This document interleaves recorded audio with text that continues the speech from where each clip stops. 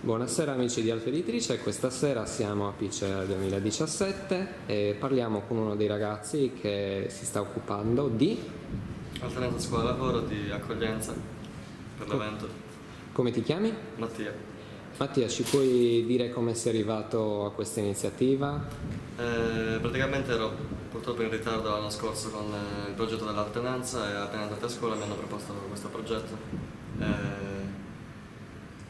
Siamo venuti giovedì poi per organizzarci, quindi ho conosciuto Giorgio, che è uno dei principali organizzatori dell'evento. E niente, ci siamo organizzati, ci hanno spiegato l'evento, in cosa sarebbe dovuto consistere il nostro lavoro all'interno dell'evento, ossia di indirizzare le persone nei giusti locali del Lazzaretto. Da quale scuola provieni? Nell'artistico Face of Voice. Cosa ne pensi dell'iniziativa Alternanza Scuola-Lavoro e se pensi che questa iniziativa in particolare ti possa servire a livello formativo?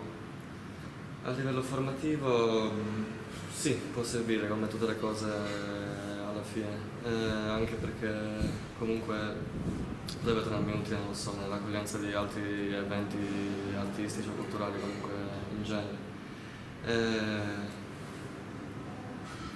Non lo so. Va bene, ti ringrazio e buon lavoro. Grazie mille.